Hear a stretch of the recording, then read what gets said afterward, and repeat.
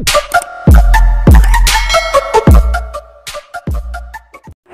mga master! Welcome back again to our channel. Panibagong araw, panibagong kabanata na naman ang pagsamasamayin natin ngayong araw na ito. At kung bago ka sa ating channel, pag-click ang subscribe button and hit the notification bell para updated kayo sa ating mga susunod na videos. So mga master, bago natin simulan ang ating kabanata ngayong araw na ito, huwag po sana natin skip yung ads mga master no, dahil malaking bagay na po yan sa ating munting channel. So simulan na natin kabanata ngayong araw na ito. Let's go! Kabanata 6101-6120. Kabanata 6101. James mabilis na hinihigop ang Genesis, at walang makakapidyo sa kanya. Ang matatandang magsasaka sa puting balabal ay sumakay sa walang bisa. Ngumiti siya ng mapait at sinabing, paulit-ulit niyang dinala ang panganib sa lupain ng Forlat. Ang tao sa itim na balabal ay nagsabi ng pag-aalala, ito ba ang susunod na ito? Ang batang ito ay may malakas na kalooban. Napakabihirang. Ang matatandang magsasaka sa puting balabal ay nagsabi, nakuha na niya ang tatlong mga masasamang espiritu ng Violet.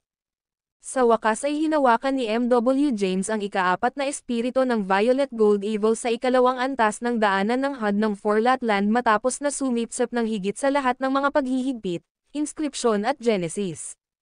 Binuksan niya ang kanyang mga mata, at ang 4 na Violet gintong masasamang espiritu na nakapaligid sa kanya ay sumunod sa SOT. Habang nagaktibo ang kanyang Zen, ang mga masasamang espiritu ng Violet Gold ay lumusot sa kanilang mga kamao sa patay na pagtatapos ng daanan ng HUD. 4 na makapangyarihang Amethyst Gold Power ang naglakbay kasama ang daanan ng HUD, na dumiretso patungo sa kulungan ng Demon. Sa sandaling iyon, libo-libong mga mahuhusay na alagad mula sa sekta ng Timaeus ay naghahanda na pumasok sa pagsubok at pagpatay ng mga madilim na nilalang. Gayunpaman, brutal na pinupunasan ng mga kapangyarihan ng Amethyst Gold. Ang Galit Wind at Quasar Kidlat ay sumalakay sa libo-libong mga alagad. Kasabay nito, ang Wraith Flames ay bumangon mula sa lupa. Ang mga alagad ay sumigaw sa paghihirap dahil ang kanilang laman at dugo ay nabawasan sa abo. Agad silang natanggal. Sa loob lamang ng ilang sandali, ang libo-libong mga alagad ay namatay ng walang tigil sa lugar. Ang ilan ay nawasak ang kanilang mga katawan at ang kanilang mga kaluluwa ay nakakalat sa walang bisa. Ang ilang mga hindi kapani-paniwala ay nawasak ang kanilang mga kaluluwa, at wala sa kanila ang naiwan. Karamihan ay nabuwag, at ang kanilang mga bahagi ng katawan ay nasa lahat ng dako. Ang mga tanawin ay tulad ng impyerno sa mundo. Ang mga pinuno ng sekta ng Timaeus na nangunguna sa koponan ay nababagabag. Kabilang sa mga ito, ang isa sa kanila ay gumanti ng mas mabilis. Ang isang matatag na itim na figure ay agad na lumitaw sa pasukan sa kulungan ng Demon. Ang magandang figure ay tumayo sa bundok sa pasukan at tumingin sa layon na nagulat. Ano ang ginagawa mo dito, Layla? Sa sandaling iyon, isang gintong ilaw ang sumugod at umupo sa likuran ng itim na figure.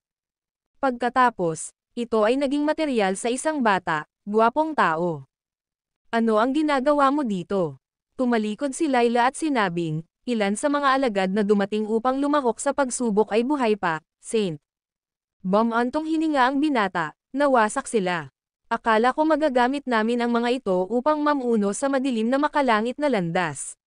Hindi ko inaasahan na pinatay ng demonyo ang lahat ng hindi man lumitaw. Dapat kong pinuhin siya sa isang hurno. Tumahimik si Layla, ngunit ang kanyang puso ay puno ng desdén. Naisip niya, sa iyong lakas, ano ang maaari mong gawin? Umaasa ka sa iyong ama. Sa palagay mo ba ay walang talo pagkatapos umalis sa pag-iisa sa ika-9 na pagdurusa ng Years 1 Delm rank? Panipi. Tumingin ang santo kay Layla at sinabing, bumalik tayo, Layla. Nabigo kaming maakit ang madilim na landas ng langit, ngunit darating ang isa pang pagkakataon. Tutulungan kita na maghayganti. Ang aming pangunahing prioridad ay dapat na aming kasal. Panahon na upang bumalik upang maghanda. Tumingin si Layla sa kanya at sinabi ng malamig, maghintay ng 1 minuto. Ibig mo bang sabihin ang aming mga alagad ng grupo ay dinala dito upang maakit ang madilim na langit na landas? Kaya't pinlano mo ito. Itinaas ng santo ang kanyang kamay at sinabi ng mayabang, wala akong nakitang isang malakas na kalaban upang magsanay pagkatapos kong umalis sa pag-iisa. Ang bastard na si Truett ay nagpunta sa lupain ng Forlat. Ito ay ang tanging paraan upang mahanap ang madilim na landas ng langit. Biglang ipinikit ni Layla ang kanyang mga mata. Ang kasintahan ko ay katulad ng kanyang ama. Isang mapagkunwari na nagpapanggap na mabait ngunit may masamang puso. Panipi. Ang video na ito ay edited by Urban Storytelling. Kabanata 6102. Pagkatapos na matagumpay na nag-eksperimento si James sa daanan ng HUD mula sa ikalawang antas ng lupain ng Forlat, nagmamadali siyang bumalik sa ikaapat na antas. Ang isang pagbuo ng oras para sa bawat isa sa kanila, na tumutulong upang mapagbuti ang kanilang kahusayan sa paglilinang. Pagkaraan, tinawag niya ang Zitlali at Rebela na magtungo sa isang mas mataas na antas. Pareho silang nagulat ng hindi mabilang na mga estatwa ng mga powerhouse. Sa gitna ng mga estatwa, may ilang nakilala nila at nadama ang kanilang mga tunay na katawan. Matapos ipaliwanag, natanggap ni James ang kanilang tulong. Ang itim at puting matatandang magsasaka ay nagpakawala ng dalawang sinag ng ilaw. Pagkatapos, ang mga estatwa ay agad na muling nabuo. Sa sorpresa ni James, ang pangkat ng mga powerhouse ay hindi napuno ng mga ito tulad ng sa mga nakaraang antas. Sa halip, pinakawalan nila ang kanilang mga supernatural na kapangyarihan upang atakin mula sa lahat ng direksyon. Mabilis na tinawag ni James ang apat na espiritu ng Violet Gold Evil. Kasama nila, sinalakay ng grupo ang mga reanimated na estatwa. Matapos isama ni James ang Violet Gold Evil Spirit sa kanyang pagbuo, na makabuluhang pagpapabuti ng kanilang lakas. Ang bawat isa ay maaaring mag-drop ng 4 hanggang 8 mga powerhouse sa ikasyam na pagdurusa ng Uriswandale rango. Kahit na ang pagpatay sa kanila ay hindi garantisado, maaari nila itong pigilan ngayon. Samantala, si Zitlali ay umasa sa kanyang lakas ng paglilinang at orient na puwersa na kumuha ng ilang mga kalaban. Sinundan ni James si Rebela sa paligid, natatakot na siya ay nasa sabik sa mga kapangyarihan na hiniram niya at hindi sinasadyang pumatay ng ilan sa kanilang mga kalaban na walang kaluluwa. Sinubukan niya ang kanyang ganap na makakaya upang mapanatili siya. Matapos niyang malubhang nasugatan ang isang kalaban, agad niyang takpan ang kalaban sa kanyang Uriswan Genesis Bell upang makuha ang kanilang mga Genesis. Ang kanilang walang kamali-mali na pagtutulungan ng magkakasama ay nagpapahintulot sa kanila na lumago ng mas matapang at may kumpiyansa. Makalipas ang maraming taon, si Truett at ang iba pa ay sumugod sa ikalimang antas pagkatapos umalis sa pag-iisa. Ang paningin sa harap nila ay nagulat sila.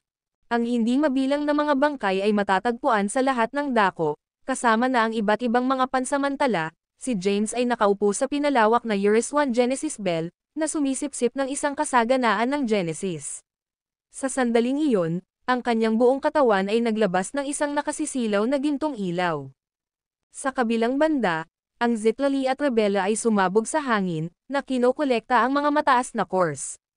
Galit na sinabi ni Truett, "Walang patas. Paano mo kami hindi makakasama?" Lumingon si Zaisha sa kanya at sinabing, "Ito ay para sa aming sariling kabutihan. Sa aming lakas, hindi tayo magiging walang saysay." Sa wakas ay nakarating sa 8 pagdurusa ng Uriswandale rango. Gayunpaman, imposible pa rin para sa atin na talunin ang mga kalaban sa ikasyam na pagdurusa ng Uriswandale rango. Panipi. Tumanggo si Truett at sinabing, "Tama ka. Kahit na hindi kami makakalaban, mahusay tayo sa pagnakawan ng mga nasamsam." Hayaan. Maikling sandali, nagmadali silang sumunod sa SOT. "Darling, narito ang asawa mo." Lumitaw si Truett sa harap ng Zitlali sa isang flash, pagkatapos ay binigyan siya ng isang malaking yakap bago pa man siya magreaksyon. Si Zitlali ay bahagyang nagulat, ngunit ang kanyang mukha ay agad na nag-flush matapos mapagtanto ang sitwasyon. Inabot niya at ibinalot siya.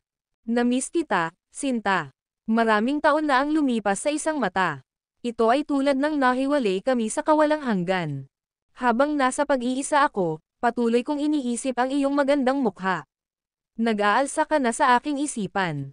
Habang nagsasalita, tahimik na hinawakan ni Truett ang kanyang kamay at nakolekta ang mga cores ng high-grade na lumulutang sa likuran ng Zitlali. Si Zitlali ay ganap na nalubog sa kanyang mga matamis na tibak. Mabilis na tumusok ang kanyang puso, at ang kanyang mga pisngi ay maliwanag na pula. Ang iba pang magandang babae ay nanonood ng dumbfoundedly. At nagmadali na sumigaw, ang asawa mo ay napakalungkot, Zitlali. Sinabi rin ni Zeisha, siya ay isang tuso. Umiling lang si Rebella sa isang ngiti. Agad na napansin ni Zitlali na may mali at itinulak si Truett. Tumingin siya sa paligid at napagtanto na nakolekta ni Truett ang lahat ng mga high-grade cores sa paligid niya. Ang kanyang magandang mukha ay agad na nagdilim, at pagkatapos ay sinabi niya ng malamig, naghahanap ka ba ng isang matalo, Truett? Tumawa si Truett at tumakas sa panig ni James para sa kaligtasan. Pagkatapos, sinabi niya, nasiyahan ka ba sa palabas? Kailangan mong magbayad para sa panonood sa amin ng matagal. Haha. Ang mga kababaihan ay hindi nasisiyahan sa kanyang panunokso na pagtawa. Ibalik mo sila sa akin, Truett. Lahat ng tao dito ay dapat magkaroon ng bahagi. Sasabihin ko kay Master kung hindi ka magbabahagi. Paano ka maaaring maging malabo? Mabilis, ipamahagi ang mga ito sa amin. Kung hindi siya sang-ayon na ibahagi, kailangan lang natin itong kunin mula sa kanya. Hayaan siyang talunin siya hanggang sa siya ay maligo at mabugbog. Hayaan. Ang mga kababaihan ay napapalibutan ng Truett ng sabay-sabay, pagkatapos ay ihagis ang kanilang mga supernatural na kapangyarihan. Si Truett ay agad na labis na napalakas at sa pagkawala ng pagtatapos. Habang naglalaro ang grupo, naabot ni James ang isang kritikal na punto ng pag-upgrade ng kanyang gintong katawan. Habang ang chime ng BLL, ang makapangyarihang Genesis ay na-convert sa kapangyarihang pangkasaysayan at kapangyarihan ng Marcy Ice upang punan ang gintong katawan ni James. Sa sandaling iyon, ang katawan ni James ay naglabas ng mga nakasisilaw na ilaw. Ang dalawang matatandang lalaki ay napanood na may mga hinalinhan na ekspresyon. Ang kanyang tunay na gintong katawan ay bumubuo. Panahon na upang kumilos tayo. Ito ang sandali na hinihintay namin. Matapos ang dalawang matatandang lalaki na magsalita, dalawang sinag ng ilaw, isang itim at isang kulay abo, binaril at sinaktan si James. Kaagad pagkatapos, hinailan niya ang masalimuot na demonyong Tayback at paghuhusga na Scythe. Pagkatapos, ang kanilang mga kulay abo at itim na puwersa ay nakabalot sa kanila, pinapanatili silang nasuspine sa hangin. Ang Nether Demonic Sword na nakabalot sa isang kulay abo na ilaw ay unti-unting naipakita sa isang braso. Habang napuno ito ng kapangyarihang pangkasaysayan, nagsimulang lumaki din ang mga daliri. Samantala, habang nabuo ang dalawang braso, ang makapangyarihang historial na Rome at ang Rome ni Marcia ay sumabog sa walang bisa. Sa sandaling iyon, ang pangkat na naglalaro sa paligid ay natigilan. Ang video na ito ay edited by Urban Storytelling. Kabanata 6103. Sa sandaling iyon, ang dalawang bagong nabuo na mga braso ay umiikot sa bawat isa habang nakapaloob pa rin ng itim at kulay abo na ilaw. Ang dalawang matatandang magsasaka ay itinulak ang kanilang mga palad ng sabay-sabay. Ang kanilang mga mata ay binaril din ang itim at kulay abo na ilaw na sinag. Ang dalawang braso ay nagsimulang paikutin ng mas mabilis, at ang kanilang mga meridian ay nagsimulang mabuo. Ang kapangyarihang pangkasaysayan at kapangyarihan ng Marcy Ice na kanilang hinihigop ay naging mas masigla. Natigilan si Truett sa makahimalang paningin.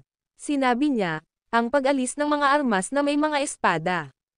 Hindi ko alam ang gayong mahiwagang kapangyarihan na tulad nito. Nakatitig si Zeisha sa walang bisa at sinabi na nasa sabik, nabibilang sila kay James. Sa kanila, makakapagdesisyon siya ng mga mundo ng Genesis. Tulad ng pagtatapos nila ng pagsasalita, biglang kumalat si James ng kanyang mga kamay, at isang malakas na hangin ang sumabog sa kanya, na dumadaloy sa kanyang buhok. Ang mga nakasisilaw na ilaw ay lumitaw at nakabalot sa kanyang katawan. Sa sandaling iyon, mukhang isang nakasisilaw na bituin. Boom! Ang mga ilaw na nakapaligid kay James ay lumampas sa kanilang limitasyon at sumabog. Si James ay nakabalot ng mga itim at kulay abo na ilaw at pinalaki sa kalangitan. Pagkatapos, ang dalawang braso ay nagsimulang pagsamahin kay James. Ang mga kulay abo na ulap ay sumasakop sa kalangitan, at ang Eurus 1 Genesis Bell ay tumaas ng mataas. Nagsimula itong doble, at kumalat ang mga chimes ng kampanilya sa buong lugar. Ang mga orbs ng enerhiya ay lumitaw sa itaas ng kanilang mga ulo. Si Rebella at Zitlali, na may higit na malaking base sa paglilinang, ay napanood sa kakilakilabot. Ang mga bolts ng kidlat ay kumislap mula sa mga kulay abo na ulap na natipon sa itaas ng ulo ni James. Ang asol na langit na pagdurusa ng kidlat ay nahulog mula sa kalangitan, na nakamamanghang James at ang pinarami na Urias 1 Genesis Bell. Ang iba't ibang uri ng mga ilaw sa pagdurusa sa langit ay sumunod sa isa't isa, na patuloy na nakakaakit na sina James at ang Uriasian Genesis Bells na may pagtaas ng kapangyarihan. Sa huli, ang itim at puting kidlat ay nahulog mula sa kalangitan, na nakapaloob sa dalawang magkakaibang hayop. Sa sandaling iyon, umabot sila ng maximum na lakas. Puwersa sa hangin. Ang mga itim at puting ilaw na naglalabas mula sa katawan ni James ay umabot sa kanilang matinding estado matapos na patuloy na sinaktan ng mga kidlat ng kidlat. Si James ay may ekspresyon ng sakit, at nanginginig ang kanyang katawan. Naaktibo na niya ang lahat ng kanyang supernatural na kapangyarihan. Gayunpaman, ang kanyang bagong nabuo na gintong katawan ay nasugatan na at malapit ng masira. Ang haloed langit na pagdurusa at bad-overn langit na kapigatian na magkasama. Mapanganib ito. Panipi. Dapat tayong gumawa ng aksyon at protektahan siya kahit na nagkakahalaga ito ng ating buhay. Ang dalawang matatandang magsasaka ay lumipad kay James, na pinakawalan ang kulay abo at itim na ilaw na sinag. Bigla, ang dilim ay naging madilim, at ang mga paligid ay lumabo. Ang ikaapat na antas ng lupain ng Forlat ay nagsimulang mag-crack, at gumuho ang mga bakuran. Napapaligiran si James ng dalawang puwersa, na mabilis na nag-ayos ng kanyang mga pinsala. Agad na lumitaw sina Hemera, Lysia at Fennec. Agad na kumalat ang kanilang pormasayon at mapaglabanan ang mga pag-atake ng mga langit na paghihirap. Gamitin ang iyong Genesis. Sumigaw ang matatandang lalaki sa itim, at pagkatapos ay mabilis niyang ipinadala ang kanyang Genesis kay James. Pinatawag din ng puting robe na matatandang lalaki ang kanyang Genesis at ipinadala ito kay James. Ang isang Tai Chi diagram ay nabuo sa itaas ng ulo ni James at pinaikot upang makuha ang dalawang puwersa mula sa mga matatandang magsasaka. 12 ng mga panahon mamaya, binuksan ni James ang kanyang mga mata at kumalat ang kanyang mga braso. Isang itim na puwersa ang lumabas mula sa kanyang kaliwang kamay at isang kulay abo na puwersa mula sa kanyang kanang kamay. Agad na nakunan ang dalawang pagdurusa. Masyado iyon. Umungol si James at nagbago sa mga itim at puting ilaw at umakyat patungo sa mga kulay abo na ulap. Kahit saan siya pumasa ay magiging sanhi ng napakalaking pagkawasak. Ang mga pagdurusa ay agad na napukaw. Sumunod si Lysia sa likuran niya at kinain ang fragment na pagdurusa. Ang kanyang buong katawan ay nagsimulang maglabas ng isang pulang glow. Ang video na ito ay edited by Herban Storytelling. Kabanata 6104. James ay dumaloy sa mga kulay abo na ulap at galit na pinagsama ang langit na pagdurusa. Tumayo siya sa kalangitan at umikot sa itaas ng mga kulay abo na ulap. Ang isang hindi pangkaraniwang figure ay tumayo sa itaas ng mga kulay abo na ulap. Kahit na ang kanyang mukha ay hindi malinaw, maliwanag na ito ay isang tao. Tinitigan siya ni James ng mga furrowed browser at sinabing, "Ano ang gusto mo?" Ang hindi pangkaraniwang figure ay sumagot, "Sa wakas narito ka. Tunay na matalino ka." Tinanong ni James, "Nilalayon mo ba ako dito?" Ang hindi pangkaraniwang figure ay sumingit. "Tungkulin kong buhayin ang mga pagdurusa." Bark ni James, "Ngunit inaatake mo ako ng ilang dosenang mga panahon. Kung mayroon kang isang uri ng sama ng loob laban sa akin, hayaang husayin natin ito ngayon." Malamig na sinabi ng hindi pangkaraniwang figure, "Kahit na nakamit mo ang pangwakas na gintong katawan, hindi ka kwalipikado na labanan ako. Gayunpaman, maaari mo akong hamanin sa hinaharap. Hihintayin kita. Inilagay kita rito upang matugunan namin. Ngayon alam mo na ang aking pag-iral, mas madali itong mga bagay sa hinaharap." Pagkatapos magsalita, ang hindi pangkaraniwang figure ay kumalas sa kanyang kamay at nawala. Ang siksik na kulay abo na ulap sa ilalim ng kanyang mga paa ay nagkalat din kasama niya. Agad na bumalik sa kapayapaan ang paligid. Makatarungang tumayo si James sa hangin, nag-squinting, at sinabing, "Dapat may mali sa taong iyon." Lumabas si Lysia at umupo sa balikat ni James. Hawak niya ang isang itim at puting pagdurusa sa bawat kamay, ngumunguya sila tulad ng pagkain. Tinanong ni James, "Sino ang taong iyon?" Si Lysia ay nagsabi ng casual, "Iyon ang gobernador ng Yang." Sumimangot si James at tinanong, isa sa dalawang nilalang. Tumanggaw si Lizzie at sinabing, oo. Siya ay isang mapagmataas, at sinunod lamang ang iyong asawa. Sa sandaling lumabas ang mga salitang ito, naintindihan agad ni James ang lalaki ay ang kanyang karibal na pag-ibig. Hindi katakataka na sinasadya niyang pahirapan siya ng labis. Nadama ni James na ang makapangyarihang tao ay lumitaw na puro upang pukawin siya. Biglang naalala ni Lizzie, ang dalawang nalalabi na kaluluwa ay malapit nang mawala. Kung mayroon kang anumang mga katanungan, mangyaring magmadali. Mas may kaalaman sila kaysa sa akin. Agad na tumalon si James sa lupa. Si Rebella at ang iba ay nagmamadali na nagtipon sa paligid niya. Bago sila makapagsalita, iniwas ni James ang kanyang kamay at nag-ambala. Tiningnan ni James ang mga parang multo na kaluluwa na nakaupo sa malapit. Nagmadali siya at sinabing, Sir. Ang taong puting robe ay ngumiti ng malumanay at sinabing, tungkulin natin. Hindi na kailangang sabihin pa. Tumanggo ang taong may itim na robe at sinabing, kami lamang ang nalalabi sa mga kaluluwa. Hindi natin mapapabuti ang ating paglilinang o iwanan ang lupain ng Forlat. Ito ay isang karangalan na pinamamahalaang nating tulungan ang isang tao na makamit ang panghuli gininto ang katawan. Dumiretso si James at yumoko sa dalawang matatandang lalaki. Alam niya na hindi siya makakakuha ng marami mula sa lupain ng Forlat nang walang tulong. Kahit na sila ay nalalabi na kaluluwa, kumilos siya ng may lubos na paggalang sa kanila. Ngumiti ang taong may puting robe at sinabing, lahat, mangyaring umupo.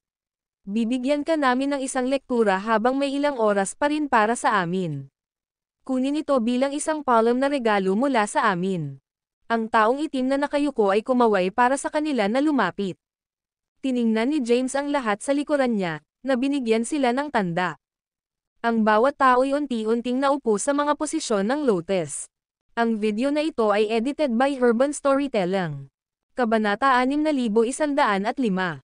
Ang taong may puting robe ay nagbuntong hininga, sa kasamaang palad, ang ranggo ng paglilinang ng lahat ay kulang.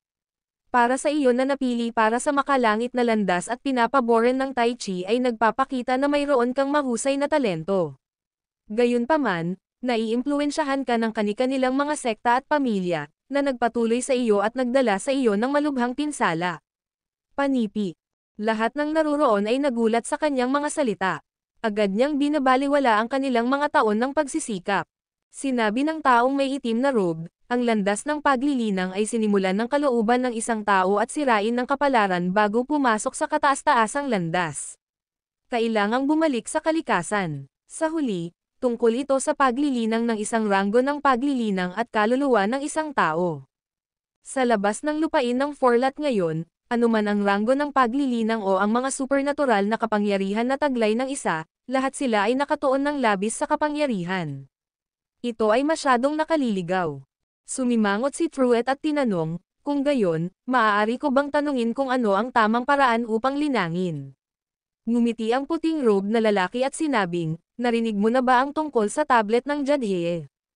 Lahat ay nalito sa kanyang mga salita. Dahan-daang sinabi ni James, ang mga kulay abo na ulap at ang mga chimes ng 10,000 mga kampanilya. Ang form ng labanan sa Marcy Ice na higit sa kapangyarihan ng Genesis. Nirvana Golden Bones at isang katawan na naglalabas ng makulay na ilaw na sinag. Purong paglilinang at mahusay na mga nagawa. Tumanggo ang taong may puting robe at sinabi, ang mga ito ay hindi lamang mga alamat, at hindi rin sila mga random na tula na ginawa ng isang tao. Sa katunayan, ang mga ito ay mahalagang mga kinakailangan upang maabot ang ranggo ng Declan. Ang unang 4 na pangungusap ay ang pangkalahatang mga alituntunin. Ang huling 4 ay ang kakanyahan. Mapagpakumbaba ang sinabi ni Rebella, mangyaring paliwanagan kami. Sinabi ng itim na robe na nakangiting, nakita mo ito ngayon. Kapag nilinang ng iyong kaibigan ang panghuli gininto ang katawan, ang siksik na kulay abo na ulap ay sumaklaw sa kalangitan. Pagkatapos, ang tunog ng mga kampanilya ay lumubog sa buong lugar. Tumanggo ang lahat ng sabay. Sinabi ng taong may itim na robe na nakangiting, pinagkadalubhasaan na niya ang pangatlong form ng labanan sa Marcy Ice. Ang pangalawang kalahati ay ang pinakamahalaga. Nakuha niya ang isang Nirvana Golden Body at Golden Body sa Iris Wandale Rango ng 9th Tribulation. Kahit na mayroon siyang gintong katawan sa ika-9 na pagdurusa ng US-1 Dale rank, mayroon pa rin siyang mahabang paraan upang pumunta. Tinitigan ni True at ang mga matatandang lalaki at tinanong, maaari ko bang maunawaan ito? Bagaman gumawa si James ng isang tunay na gintong katawan, kwalipikado lamang siyang pumasok sa ranggo ng Declan. Panipi. Tumango ang taong puting robe at sumagot, tama iyon. Kahit na, bihira para sa isang tao na matugunan ang mga kwalifikasyon. Mahinahon na sinabi ng black robe na lalaki, ito ay dahil ang threshold para sa pagpasok sa ranggo ng Declan ay napakataas. Para sa hindi mabilang na mga henerasyon, bahagya isang maliit na tao ang maaaring maabot ang ranggo. Lahat ay tumingin kay James at bumagsak ng sabay-sabay. Hindi nila inaasahan ang threshold para maabot ang ranggo ng Declan na napakataas. Hindi nakakagulat na maraming mga nakatagong powerhouse na may pambihirang supernatural na kapangyarihan na nanatili sa ika-9 na pagdurusa ng US-1 Dale rango. Biglang tinanong ni Rubella, ano ang tungkol sa ranggo ng Quasi-Dalecon? Tumawa ang taong may puting robe at sinabing, iniisip lamang nila na sila ay mataas at makapangyarihan. Tanging ang ranggo ng Zaclan at Dalecon. Saan nagmula ang ranggo ng Quasi-Dalecon? Ang black robe man ay sumingit, sa palagay nila ang pagtuon sa kapangyarihan ay ang paraan.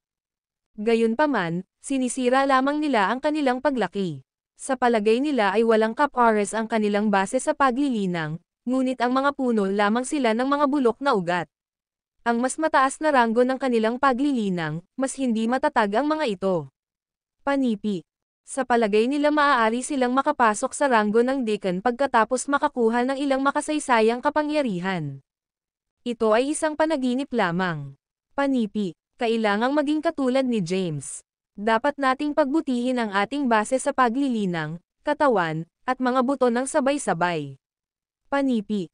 Tumingin sa kanya ang taong may itim na robe at sinabing, medyo matalino ka. Naiintindihan mo ang ipinaliwanag ko. Sa iyong kasalukuyang ranggo ng paglilinang, hindi pa huli ang pag-aayos. Kung hindi man, huli na kapag naabot mo ang ika-9 na pagdurusa ng US-1 Dale rango. Ngumiti ang itim na robe na lalaki at sinabing nakangiting, dapat mong pagbutihin ang iyong kaluluwa, laman, meridian, buto at enerhiya na magkasama. Maaaring parang isang mabagal na proseso, ngunit ang iyong pangkalahatang kapangyarihan ng labanan ay magiging mas malakas. Kung makamit mo ito, ang pakikipaglaban sa mga kalaban sa itaas mo sa ranggo ng paglilinang ay hindi na magiging isang malaking pakikitungo. Panipi. Ang video na ito ay edited by Urban Storytelling. Kabanata 6106.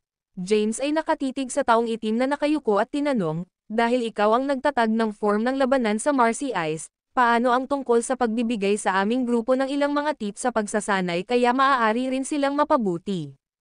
Panipi.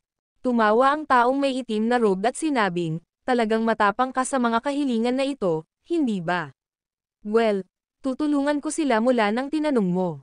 Matapos magsalita, ang taong itim na robe ay kumalas sa kanyang kamay, at maraming mga itim na bola ng enerhiya ang lumitaw sa walang bisa. Mabilis na naabot ng lahat ang mga itim na bola ng enerhiya na parang natagpuan nila ang mahusay na kayamanan. Pagkatapos, lumingon sila kay James na may nagpapasalamat na mga ekspresyon. Tumingin ang itim na lalaki na si James at sinabing, wala para sa iyo. Pagkatapos ng lahat, naabot mo na ang pangatlong form ng labanan sa Marcy Ice. Tulad ng susunod na forma, hindi kita may turo. Kailangan mong pumunta sa pinagmulan ng Marcy Ice Combat Form upang hanapin ito. Malinaw na tumango si James. Ang taong may puting robe ay biglang nakipag-ugnay, na nagsasabing, wala akong mag-alok bilang isang regalo maliban sa lihim na sining ng pag-iipon ng kapangyarihang pangkasaysayan. Pagkatapos magsalita, iniwas niya ang kanyang kamay, at maraming nakasisilaw na bola ng enerhiya na lumulutang sa lahat. Madaling tinanggap ng grupo ang mga bola ng enerhiya at lumuhad upang maipahayag ang kanilang pasasalamat. Tumingin ang taong may puting robe kay James at sinabing, mayroon ka ng Nirvana Golden Bones at Ultimate Golden Body. Maaari mong i-convert ang Genesis sa kapangyarihan ng historial, kaya hindi mo ito kakailanganin. Bibigyan kita ng iba pa. Ano ito? Nagtataka si James. Ang taong puting robe ay nagsabi ng nakangiting, ang lupain ng Forlat. Lahat ay nagulat na tahimik na ang puting robe na lalaki ay nagbabago ng buong lupain ng forlat kay James.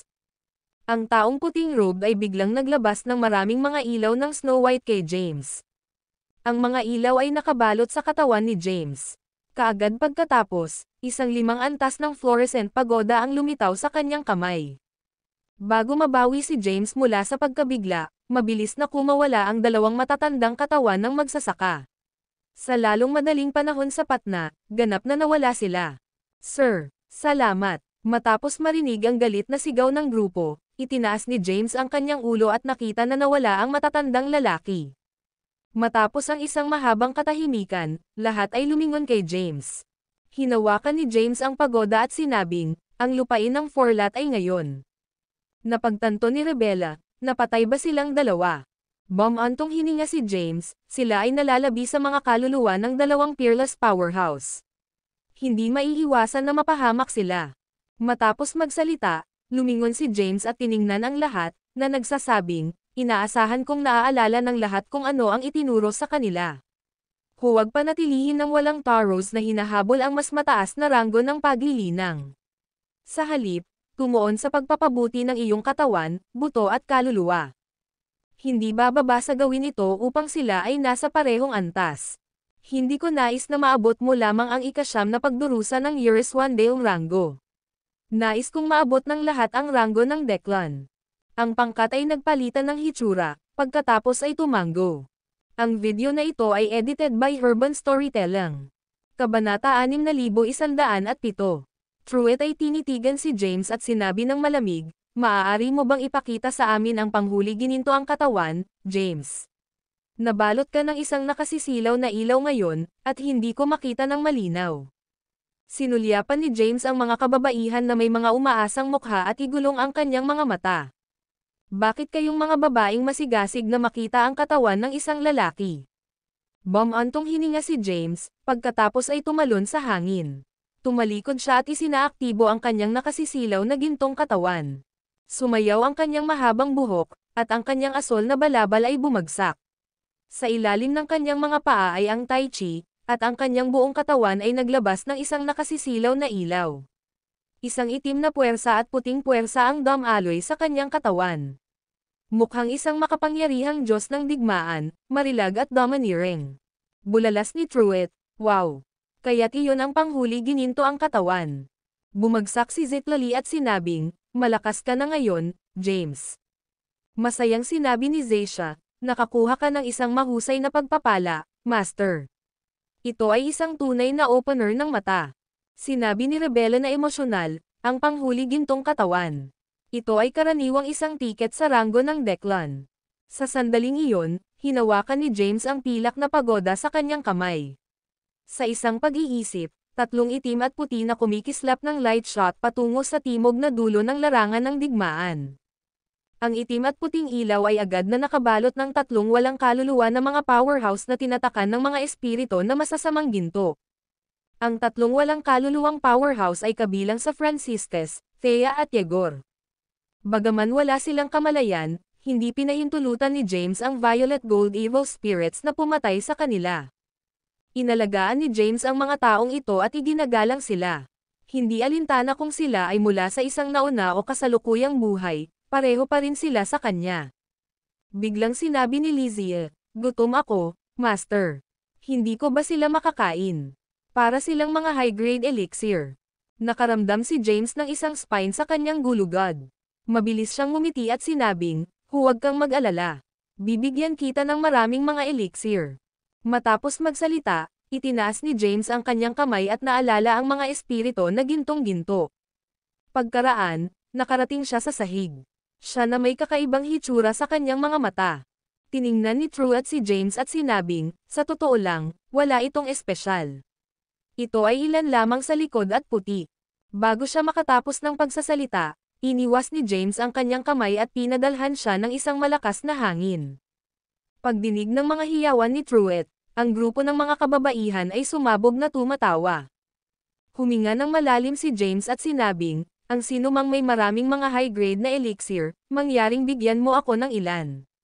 Kung hindi man, si Lizzie ay malapit ng kumain ng laman ng tao. Mayroon akong ilan. Madaling kumala si Rebella sa kanyang kamay, at libo-libong mga course sa Years One Dale Ranks 9th Tribulation ay lumitaw sa walang bisa. Panipi. Kinuha agad sila ni James. Samantala, ang iba ay nagpahayag ng kanilang mga reklamo. Master, kinuha ni Truett ang mga course. Si Truett ay labis. Naglagay siya ng isang pagpapakita ng pagmamahal sa harap namin, pagkatapos ay nakolekta ang mga course. Pinalo na siya ni Zitlali, ngunit tumanggi siyang ibigay ito. Mabilis na bumalik si Truett, na nagsasabing, huwag gumawa ng mga maling akusasyon laban sa akin. Nag-aalala ako na ang mga batang babae ay dadalhin sila ng walang ingat, at mas makakasama ito. Sa pagtingin kay Truett, itinaas ni James ang kanyang kilay at sinabing, nagiging mas katulad mo si Quattro. Agad na nag-post si Truett at nag-retort, Quattro. Guwapo ba siya sa akin? Matapos ang maikling pag-uusap, umupo si James kasama ang grupo. Bagaman nakamit na niya ang panghuli gintong katawan, nahaharap siya sa dalawang pangunahing problema. Una, hindi pa niya naabot ang rurok ng ikawalong pagdurusa ng Years One Dale Rango. Sa makatuwid, hindi niya makontrol ang kanyang kapangyarihang pangkasaysayan at kapangyarihan ng Marcy Ice ng maayos. Pangalawa, ang kanyang rango ng paglilinang ay masyadong mababa. Kung iwanan nila ang lupain ng Forlat ng hindi matagumpay na linangin ang sining na ibinigay ng Black Robe Cultivator, maaaring sila ay kinubkob ng sekta ng Timaeus. Ang video na ito ay edited by Urban Storytelling. Kabanata 6108. Matapos ang ilang talakayan, nagpa siya ang grupo na linangin sa lupain ng Forlat. Pagkatapos ng lahat, pag-aari ni James ang lugar, at maaari silang manatili hanggat gusto nila. Nagtayo si James ng isang pagbuo ng oras sa paligid ng pangkat. Pagkatapos, ang lahat ay nagsimulang magtanim. Sa pangunahing bulwagan ng sekta ng Timaeus, si Gladwin ay tumalikod sa harap ng patayo na Layla. Hinahangaan niya ang lakas ni Layla, ang law enforcement elder ng Timaeus sect. Gayunpaman, matapat siya kay Zachary. Matapos mag-isip ng ilang sandali, sinabi ni Gladwin, "Asang-ayon ka ba sa kasal, Layla?" Hindi, tiyak na sinabi ni Layla. Naglakad si Gladwin kay Layla at tinitigan ang kanyang mga mata. Pagkatapos, tinanong niya, dahil ba hindi mo pa nakalimutan ang 49? Alam kong mayroon ka pa ring damdamin para sa kanya. Ginambala siya ni Layla at malamig na sinabi, ano ang iyong punto, mahusay na tagapagtanggol. Nag-squint si Gladwin at sinabing, kung ito ang gusto mo, tutulungan kita. Tinitigan siya ni Layla sa pagkabigla at naisip, tulungan mo ako. Kaya tutulungan niya ako sa pagtakbo palayo sa kasal at hahanapin ako ng 49. Nakikita ang pagbabago sa mukha ni Layla, ngumiti si Gladwin at sinabing, hahayaan kitang lihim. Samando si Gladwin kay Layla at bumulong ng ilang mga salita. Nagulat na sinabi ni Layla, imposible. Tinitigan ni Gladwin si Layla at sinabing, kami lang ang nakakaalam tungkol dito. Sa kanyang hindi mapagkakatiwala ang karakter, sa palagay mo ba hahayaan niya na alagaan natin ang mga gawain ng sekta ng Timaeus? Huminga ng malalim si Layla, lumingon, at sumagot, itinaas niya at sinanay ako. Hindi ko kailanman. Panipi, Layla, nagambala si Gladwin, na nagsasabing, hindi mo ba naiintindihan? Ginagamit mo lang siya. Ang pag-aasawa sa iyo na ang kanyang anak ay bahagi ng kanyang plano. Ikaw ang bunso sa sekta ng Timaeus na nakarating sa Years One Dale Ranks 9th Tribulation Peak. Tumahimik si Layla. Alam niya ang lahat ngunit nagkukunwari na hindi alam. Tiningnan siya ni Gladwin at iminungkahi, sumali tayo sa mga puwersa at ibagsak siya. Ikaw ay magiging mahusay na tagapagtanggol at sa wakas ay magpasya ang iyong sariling kapalaran. Panipi. Bago siya makatapos ng pagsasalita, isang malakas na dagandong ay nagmula sa walang bisa sa labas. Nagulat, ang dalawa ay nagmamadali sa labas ng pangunahing bulwagan. Mula sa gilid ng Demon Prison, maraming mga ilaw ng neon ang nag-iilaw sa kalangitan. Ang isang Quasar Phoenix at maraming mga gintong dragon ay makikita na gumagalaw sa kalangitan, na tila malapit ng lunukan ang langit at lupa. Nanlaki ang mga mata ni Gladwin sa pagkabigla. Pagkatapos ay sinabi niya, iyon ay sa direksyon ng lupain ng Forlat.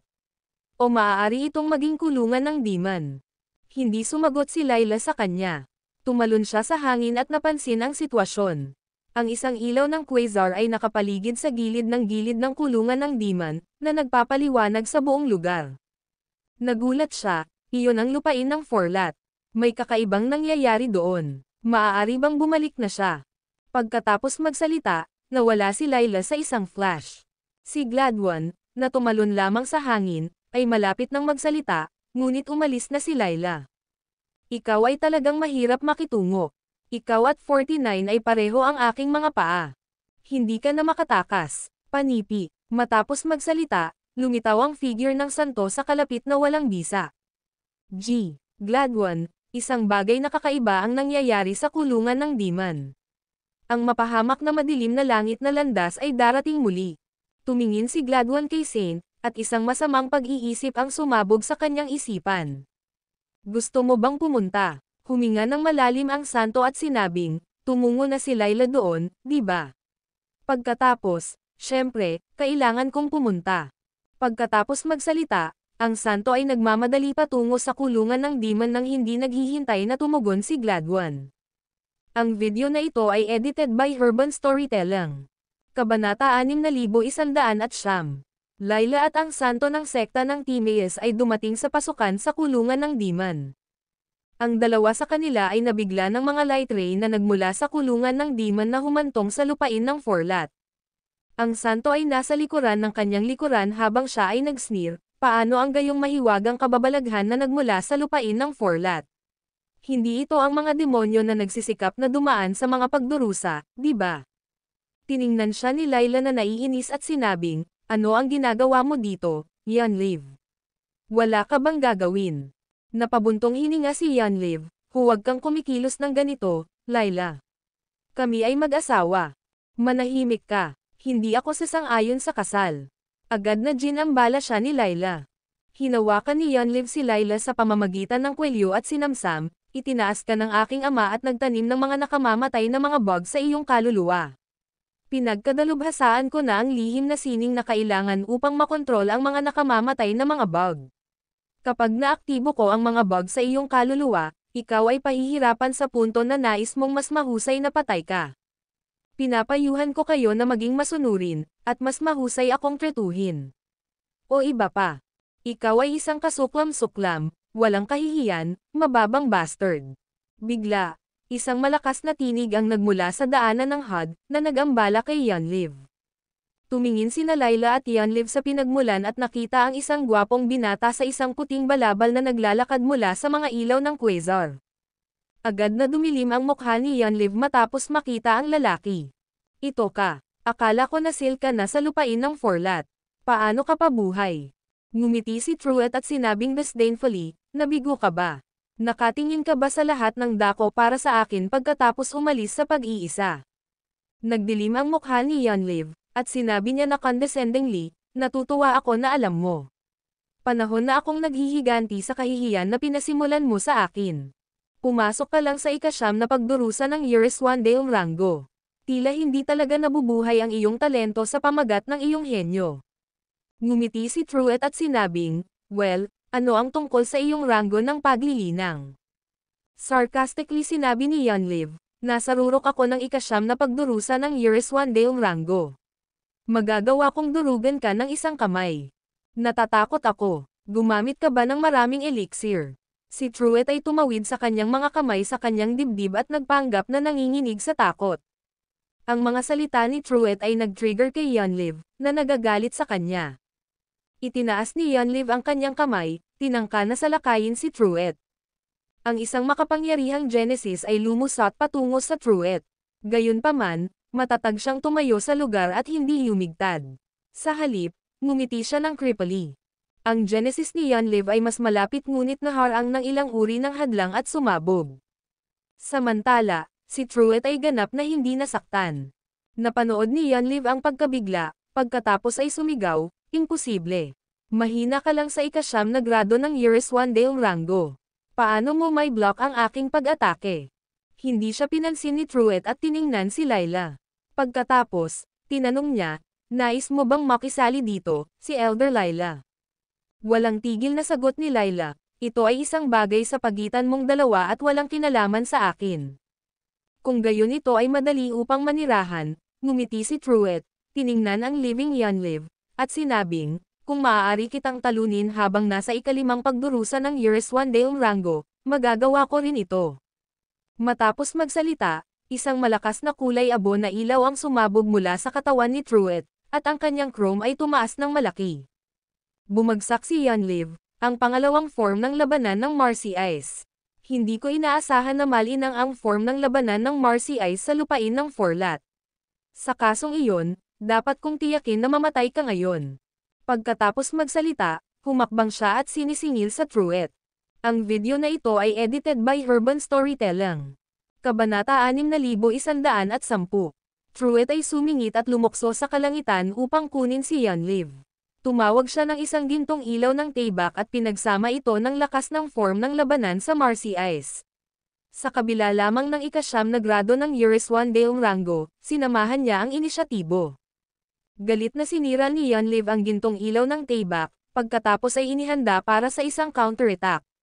Gayunpaman, ang katawan ni Truett ay biglang nag-flick at nagsimulang magmadali patungo sa daanan ng HUD. Duwag. Tumatakbo ka ba talaga? Sinumpa ni Yonlev, pagkatapos ay sumunod sa Truett. Napansin ni Layla ang plano ni Truett at nagmadali na sumigaw, huwag kang sumunod. Sa kasamaang palad, huli na. Matapos pumasok si Yonlev sa daanan ng HUD, ang intersection ay kumikislap ng maliwanag at sarado.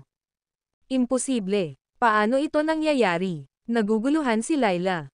Sa kaalaman ni Layla, ang daanan ng HUD ay nilikha ng dalawa sa mga ninuno ng sekta ng Timaeus na may pambihirang supernatural na kapangyarihan. Imposibleng aisil ang daanan ng HUD nang hindi maabot ang lakas ng rango ng Quasi-Declan. Gayunpaman, nasaksihan lamang niya ang daanan na tinatakan. Agad na tinawag ni Layla ang isang gintong dragon at sinalakay ang selyo. Sa pamamagitan ng isang malakas na bang, sumabog ang gintong dragon. Gayunpaman, ang pasukan ng HUD passage ay hindi tumubo. Bigla, isang pag-iisip ang sumulpat sa isip ni Layla. Nakatitig siya sa pasukan at nagbulong, kinilalaban ng lupain ng Forlat ang isang Panginoon. Mayroon bang 49 na kontrol sa ito? Ipinadala ba niya si Truett dito upang maakit si Yonlev sa lupain ng Forlat at tinatakan siya? Naabot na ni Yonlev ang rurok ng ika-9 na pagdurusa ng Yereswandeong Rango. Maaari bang 49 at ang kanyang mga kaibigan ay may pagkakataon laban sa kanya? Ang haka-haka ni Layla ay tumama sa kuko mismo sa marka. Matapos sinundan ni Yonlev si Truett sa daanan ng HUD, napagtanto niya na may mali. Nagmadali si Truett papunta sa lupain ng Forlat, pagkatapos ay tumayo sa pasukan na may isang mapang uyam ng ngiti. Galit, mabilis na sinisingil siya ni Yonlev. Gayunpaman, bumagsak siya sa isang hadlang at kumatok pa atras. Sigaw ni Yonlev sa pagkabigla, imposible. Hindi ito maaaring mangyari. Ako ay isang powerhouse sa rurok ng ika-9 na pagdurusa ng Yereswandeong Rango. Paano ako mapipigilan ng isang hadlang? Pagkatapos ng venting, inunat niya ang kanyang mga palad at sinaktan ang hadlang sa kanyang makapangyarihang Genesis. Gayunpaman, ang hadlang ay hindi nasaktan. Umungol si Yonlev, desidido ka, Truett. Muli, sinuntok ni Yonlev ang hadlang. Gayunpaman, ang kanyang pag-atake ay walang epekto. Napanood si Truett mula sa kabilang panig ng hadlang, pagkatapos ay itinaas ang kanyang gitnang daliri sa Yonlev. Galit na galit si Yonlev, at nais niyang magpatuloy. Sa sandaling iyon, maraming iba pang mga nabubuhay na nilalang ang lumitaw sa likuran ni Truett. Sa harap ng lupa ay si James. Ngumiti si James matapos makita si Yonlev na nakulong sa daanan ng HUD. Sinadya niyang gawin ang mga kakaibang phenomena upang maakit ang ilang mga malakas na magsasaka upang ang kanyang mga kaibigan ay magsanay. Sa kanyang sorpresa, nakakuha siya ng isang magandang kasosyo sa pagsasanay para sa kanila. Bigla, may naisip si James at tinanong, nasaan si Layla? Panipi. Ang video na ito ay edited by Urban Storytelling. Kabanata 6111. Truett ay umikot at sinabi habang nakangiti, ayaw ni Layla. Ang isang tao na ito ay dapat na sapat, James. Kahit na siya ay kumonsumo ng maraming mga elixir upang mapagbuti, nasa rurok pa rin siya ng ika-9 na pagdurusa ng Yereswandeong Rango, pagkatapos ng lahat. Pinanood ni James si Yonliv na sumisigaw mula sa loob ng daanan ng HUD at sinabi na bigo, inaasahan ko na ang Zachary o Gladwin ay nagpakita. Oh well, ang taong ito ay anak ni Zachary, di ba? Kasama niya rito, darating si Zachary. Lumingon si James sa grupo sa likuran niya at tinanong, sino ang nais na mauna? Ang mga may mas malaking puwang sa lakas ay hindi pinapayagan. Panipi. Tiningnan ni Rebella si James at tinanong, ako. Kahit na ako lamang sa unang form ng labanan ng Marcy Ice, ako ay isang magsasaka sa pangsyam na kalungkutan ng Uriswandale Rango. Sige, kung maaari mong talunin ang isang kalaban sa ikasyam na grade ng Uriswandale Rango, dapat mong mapabuti ang rurok sa aming tulong. Panipi. Itinaas ni James ang kanyang kamay, at pagkatapos ay isang itim at puting ilaw ang lumapit sa hadlang ng HUD passage upang magbukas ng puwang. Agad na sumugod si Rebella sa daanan ng HUD. Pagkatapos, ang puwang ay nagsara sa likuran niya. Nagmamadali siyang naglunsad ng mabangis na pag-atake sa Yonliv sa bilis ng kidlat. Tatlong nagniningning na mga karayom ng yelo ang bumaril. Si Yonliv, nagalit pa rin, ay hindi maiiwasan ito sa oras, at ang tatlong karayom ng yelo ay tinusok sa kanyang katawan. Sumigaw siya, lumingon, at itinulak ang kanyang palad. Gayunpaman, mabilis na na-neutralize ni Rebella ang kanyang Genesis. Si Yonliv ay kumatok ng mga airwaves at may hitsura ng kakilakilabot sa kanyang mukha. Nang makita niya na ang taong umaatake ay Rebella, ang kanyang mukha ay naiilawan ng kagalakan. Ito ako, Rebella. Hindi mo ba ako nakikilala? Malamig na sinabi ni Rebella, syempre, nakikilala kita, Yonliv. Ikaw ang anak ng pinuno ng sekta ng Timaeus. Sumimangot si Yonliv matapos mapansin ang puot sa loob ng tinig ni Rebella. Gusto mo akong patayin? Dahan-daang itinaas ni Rebella ang kanyang tatlong mga karayom na pilak at sumagot, ayaw kong marumi ang aking mga kamay sa iyong dugo. Gayunpaman, kailangan ko ng kasanayan. Pagkatapos magsalita, si Rebella ay gumawa ng isang hakbang pasulong at itinapon ang kanyang mga karayom sa yelo. Yonliv dodged at agad na iginuhit ang isang mahaba, nagniningning na gintong tibak. Siya slashed out, at hindi mabilang na gintong energies ang sumisid sa daanan ng HUD. Sa ilalim ng kakilakilabot na pag-atake, agad na pumasok si Rebella sa unang form ng labanan sa Marcy Ice. Gayunpaman, nasugatan pa rin siya ng Golden Sword energies, na binabad ang kanyang katawan sa dugo. Pinaikit ni Rebella ang kanyang mga mata at sinabing, ang pangunahing tibak. Ito ay isang basura para sa iyo na magkaroon ng sandata na ito. Humakbang siya at mabilis na naabot para kay Yonliv. Nahaharap sa marilag na chrome, biglang nagbago ang ekspresyon ni Yonliv. Mabilis siyang humakbang pabalik at mabilis na pinakawalan ang ilang mga pag-atake sa palad. Gayunpaman, madaling hinarang ni Rebella ang kanyang mga pag-atake. Umatras si Yonliv sa pasukan ng daanan ng HUD. Bumagsak siya sa hadlang at napapaloob sa pamamagitan ng isang pagsabog ng quasar kidlat, na naging dahilan upang manginig ang kanyang katawan. Agad na kinuha ni Rebella ang pangunahing tibak mula sa kanyang kamay, na itinulak ito sa kanyang katawan. Pinakawalan ni Yonliv ang isang kahabag-habag na hiyawan at isang nakasisindak na ilaw ang lumitaw mula sa kanyang katawan, na kumatok sa Rebella. Pagkatapos, agad siyang sumaire mula sa kidlat ng quasar. Si Rebella, na nagbalanse sa kanyang sarili sa malayo, ay napalamig ng malamig, hindi ko inaasahan na binigyan ka ng iyong ama ng sining ng HUD Swift. Kahit na, ikaw ay isang mahina pa rin na mamamatay. Kapag siya ay malapit ng harapin ang pangwakas na suntok, pinadalhan siya ni James ng isang telepathic na mensahe. Ito ay kapaki-pakinabang na panatilihin siya. Ang iba ay kailangan pa ring magsanay, kaya huwag mo siyang patayin. Ang video na ito ay edited by Urban Storytelling. Kabanata 6112. Rebella ay nagbuntong hininga ng mahina, pagkatapos ay itinulak ang kanyang palad. Agad na pinalayas ng kanyang Genesis si Truett sa malayo. Pagkatapos, mabilis siyang lumitaw sa pasukan ng HUD passage. Pinakawalan ni James ang isang sinag ng ilaw at lumikha ng isang puwang upang umalis siya. Hindi nasisiyahan si Rebella, hindi man siya kalaban. Siya ay isang punching bag lamang. Nais mo bang subukang dalhin siya? Maaaring sumali sa puwersa laban sa kanya. Panipi. Sige, tumango si James. Laban kay Yonliv. Sinadya ni James na binalak para sa kanilang sesyon ng pagsasanay. Ang lupain ng Forlat ay misteryoso, kaya ginamit niya ito sa kanilang pakinabang. Sinadya niyang lumikha ng isang mahiwagang kababalaghan na may mga makukulay na ilaw, na umaasa na maakit ang ilan sa mga powerhouse ng sekta ng Timaeus sa lupain ng Forlat.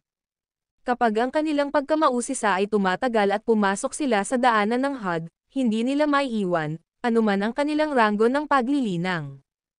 Hindi inaasahan ni James na ang santo ng sekta ng Timaeus ay ang kanilang unang pagkuha. Inaasahan niya ang pagpapakita ni Zachary at Gladwin.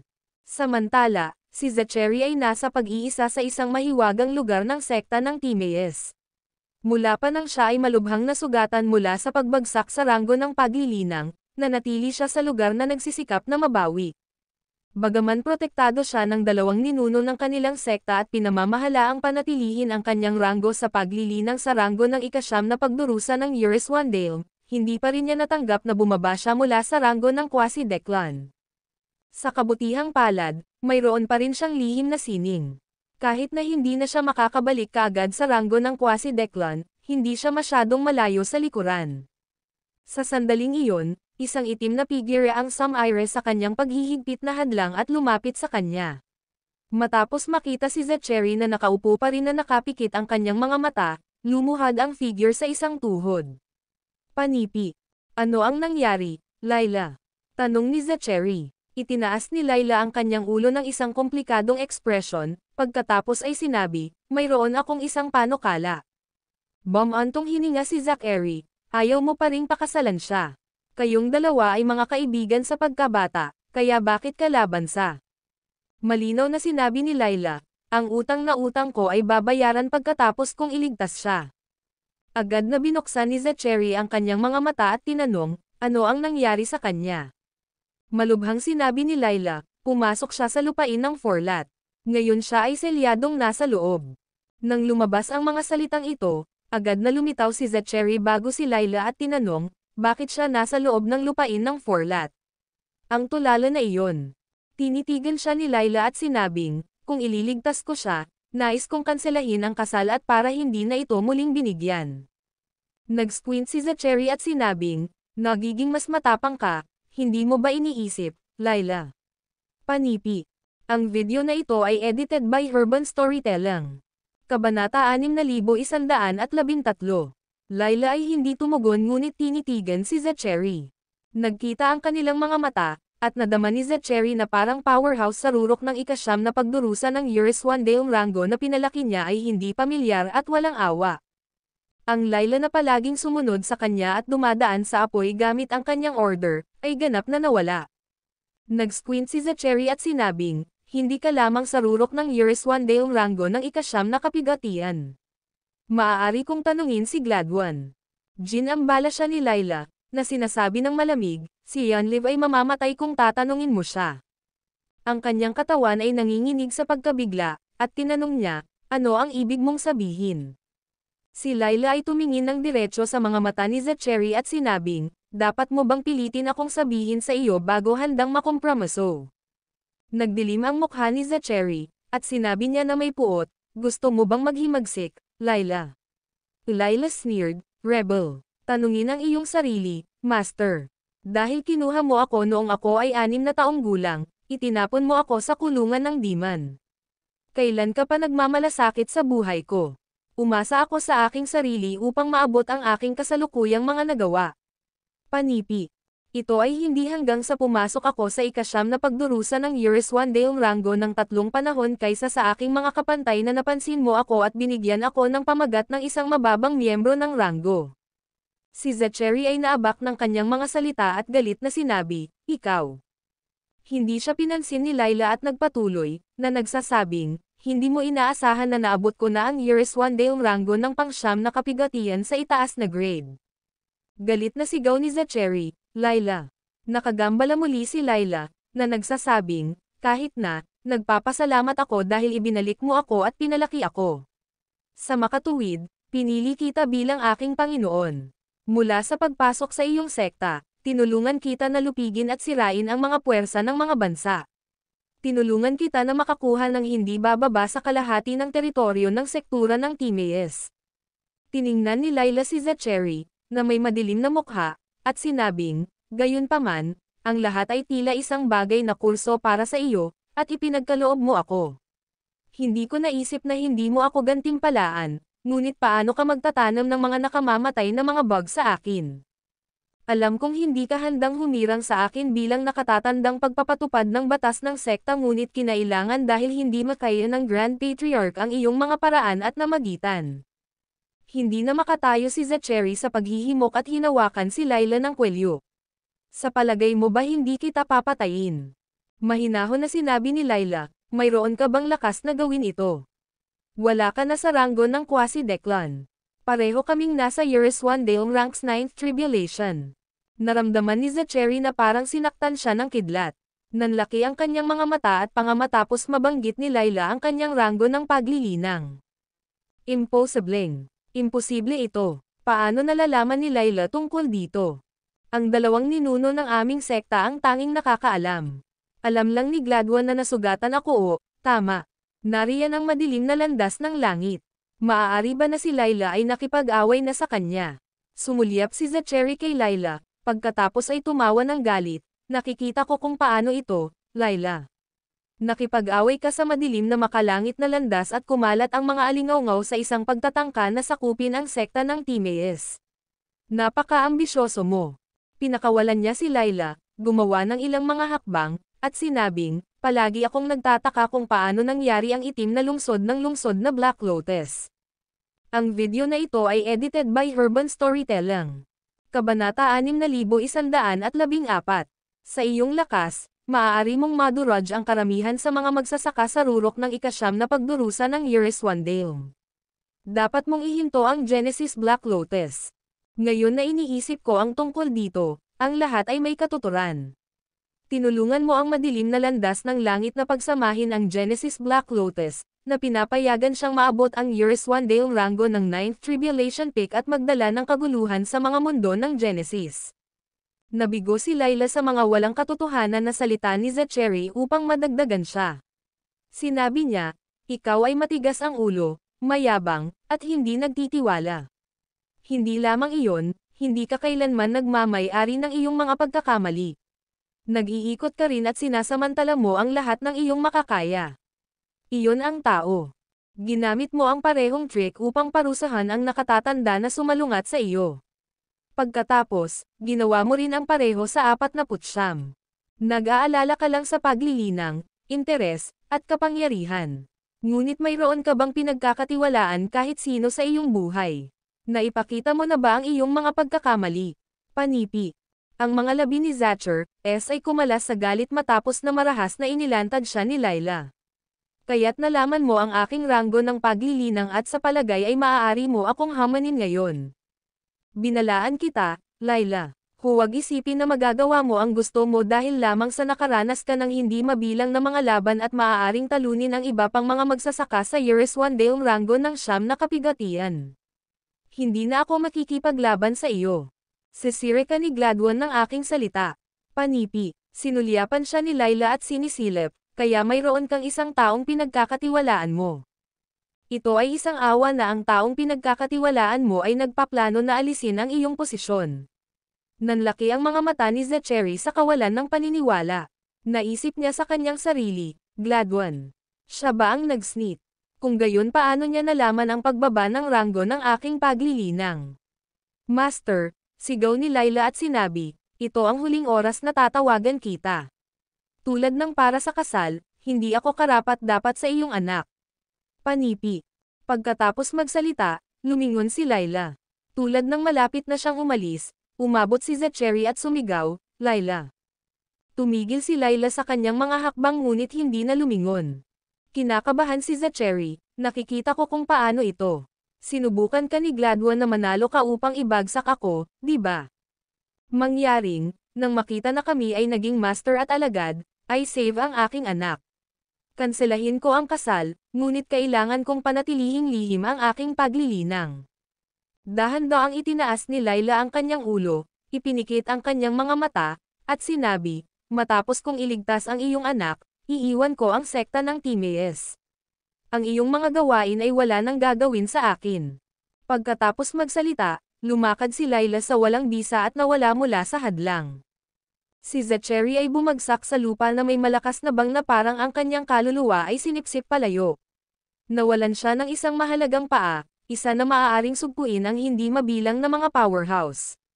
Gayunpaman, hindi iyon ang pinakamasamang balita. Di nagtagal, haharapin niya ang hindi mabilang na mga hadlang, at ang kanyang posisyon bilang pinuno ng sekta ng Timaeus ay magiging panganib. Para kay Zachary, na pinahahalagahan ang kapangyarihan kaysa sa buhay, ang kanyang susunod na hamon ay matigas. Gayunpaman, dapat niyang harapin ito kahit na nagkakahalaga ito ng kanyang buhay. Layla, Gladwin, sa tingin mo ba ay posible na makatakas sa aking pagkakahawak? Makalipas ang ilang sandali, dahan-daang tumayo si Zachary, at isang bola ng ilaw ang lumitaw mula sa kanyang palad. Hindi mabilang na mga bug na magkasama at mukhang nakakatakot. Ang video na ito ay edited by Urban Storytelling. Kabanata 6115. Layla ay lumitaw sa daanan ng HUD at tumayo sa pasukan. Napansin niya ang selyo para sa isang habang, pagkatapos ay ibinuhos ang kanyang Genesis dito. Lumabas ka at tingnan mo ako, 49. Gayunpaman, hindi siya nakatanggap ng tugon. Huminga ng malalim si Layla at sinabi muli, pakawalan si Yonliv. Magaganap ako sa halip. Ako ay nasa mas mataas na ranggo ng paglilinang at may mas malakas na Genesis. Magiging mas mahusay akong pagpipilian kung nais mong pagbutihin. Ang kanyang mga tawag ay hindi nasagot, at nagsimula siyang mabalisa. Alam kong maririnig mo ako, 49. Tumigil sa pagpapanggap na hindi masisira. Alam kong ikaw ay naging master ng Forlatland. Halika rito. Si Layla ay lumaki ng walang tiyaga at sinumpa, bastard. Hindi ka ba lumikha ng napakalaking eksena upang maakit ako rito? Ngayon ay dumating na ako, bakit hindi mo ako pinapansin? Mapahamak ito. Ikaw ang dahilan para sa lahat. Hindi mo ba ako makikita sa isang huling oras? Tulad ng pagtatapos niya sa pagsasalita, napagtanto niya na may nanonood sa kanya. Agad niyang pinakawalan ang kanyang zen at nakita ang isang madilim na figure na malapit. Ang figure ay nakaupo sa isang malaking bato sa isang rurok ng bundok at kumain ng mga course sa ikasyam na pagdurusa ng Iris Wandale tulad ng candy. Tumingin siya ng masigasig at walang kabuluhan. Gayunpaman, natagpuan ni Layla ang kanyang pag-uugali na nakakainis. Bingi ka ba? 49. Ang magandang mukha ni Layla ay nagdilim. Tiningnan siya ni James at tinutokso, naghihintay ako sa iyo na umiyak. Narinig kong magpakasal ka kay Yonliv.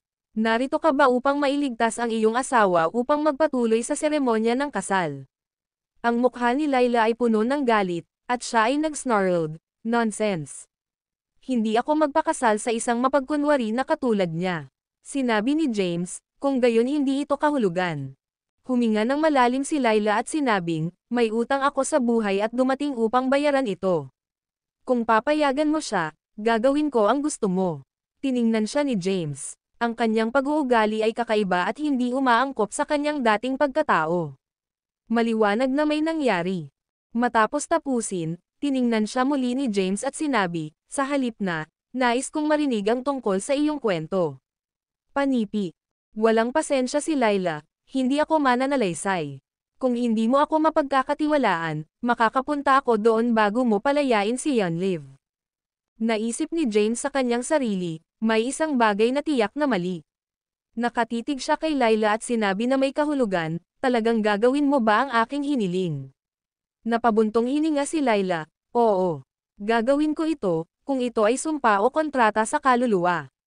Dahil nakita niya na medyo matatag si Layla, hindi nagpatuloy ang pag-aaksaya ni James. Itinaas niya ang kanyang kamay at pinakawalan ang ilang mga inskripsyon sa sumpa. Si Layla ay tumayo ng walang paggalaw sa lugar, na pinapayagan ang mga inskripsyon na balutin siya. Habang ang unang inskripsyon ay lumubog sa kanya, itinulak ni James ang kanyang kamay at ibinuhos ang kanyang Genesis sa kanyang katawan. Matapos ang isang maikling sandali, si Layla ay hindi makakatulong na magdala ng sakit. Ang kanyang mga braso ay nakabalot sa kanyang ulo, at nahulog siya sa lupa, pinakawalan ang mga nakalulungkot na hiyawan. Nakakakita sa kanya sa tulad ng isang kaibig-ibig na estado, hindi maaaring magpatuloy si James. Bigla, Naisip niya ang lahat ng nangyari sa sekta ng Timaeus. Ang video na ito ay edited by Urban Storytelling. Kabanata 6116. Layla ay palaging lumilitaw na malamig bilang yelo at hindi nakakaintriga. Gayunpaman, palagi siyang walang pasubali na natutupad ang kanyang kahilingan. Sa pagtingin sa kanyang matatag at mabait na pag-uugali, hindi maiwasang makita ni James ngunit mahanap siyang maganda. Naalala niya ang oras kung kailan sila huling naghiwalay ng mga paraan. Si Layla ay nagkaroon ng bawat pagkakataon na patayin siya sa lupain ng Forlat at sirain ang kanyang kaluluwa. Ito ang unang pagkakataon na nakita niya siya na walang magawa at nag-aatubili na gumawa ng desisyon. Sa huli, hindi niya maaaring dalhin ang kanyang sarili upang patayin siya at tinatakan ang daanan ng HUD. Siya ay isang mapanirang at mapagmataas na tao. Gayunpaman, nagbago siya at nagsimulang magkaroon ng damdamin. Kahit na, wala siyang magagawa tungkol dito. Pagkatapos ng lahat, ang kanyang pag-ibig ay hindi nabanggit. Bagaman walang balak si James na mahalin ang ibang babae, hindi niya mapigilan ang mga ito sa pag-harboring ng damdamin para sa kanya. Hindi lang niya may hatid ang kanyang sarili upang pahirapan ang isang tao na gumagamot sa kanya ng maayos. Pagkaraan ng ilang sandali, dahan-daang bumangon si Layla mula sa lupa at tinanong, "Iyon ba ang sumpa ng Francisques?" Tila hindi mo pa ito pinagkadalubhasaan. Malamig na sagot ni James, "Bibigyan kita ng isang huling pagkakataon. Alinman ka bumalik o patuloy na tanggapin ang sumpa. Mas malala lang ang sakit." "Panipi?" tinanong ni Layla, "Mas masakit ba ito kaysa sa kamatayan?" Naisip ni James, gusto ba niyang mamatay? Nagalit na ba siya? Dapat kong malaman kung bakit niya ito ginagawa. Dahan-daang ipinikit niya ang kanyang mga mata at sinaktan si Layla ng madilim na inskripsyon. Unti-unting, ang kaluluwa ni Layla ay lumitaw sa kanyang isipan. Sinuri niya ang kanyang memorya at nakita ang isang malaking bilog na ilaw ng pilak. Sa loob ng ilaw ng pilak ay isang bungkus ng mga bug na dumarami at lumalaki. Tila maaari nilang ubusin ang kanyang kaluluwa sa anumang naibigay na sandali. Mula sa magic ng sumpa na minana mula sa Francisques, nalaman ni James na ito ay mga nakamamatay na mga bug. Ang mga nakamamatay na bug ay maaaring peresitahin at ubusin ang kaluluwa ng isang tao. Bagaman bihira, maaari silang magparami ng mabilis pagkatapos na itanim sa kaluluwa ng isang buhay na nilalang. Anuman ang ranggo ng paglilinang, imposible ang muling pagkakatawang tao kung ang isa ay nawasak ng kanilang kaluluwa ng mga nakamamatay na mga bug. Sino ang napakasama na nakatanim ng ganoong bagay sa kaluluwa ni Layla? Hindi ipinaliwanag ni James at agad na isinaaktibo ang kanyang sumpa ng magic sa ika-4 na matinding upang ubusin ang mga nakamamatay na bug. Makalipas ang ilang sandali, nakalantad ang dalawang mga hinlalaki na laki ng hinlalaki. "Haha, kaya kayong mga lalaki." Masayang-masaya si James. Na-maximize niya ang sumpa magic, pagkatapos ay tinawag ang kanyang kapangyarihan sa kasaysayan at kapangyarihan ng Marcy Ice upang kunin ang mga bug.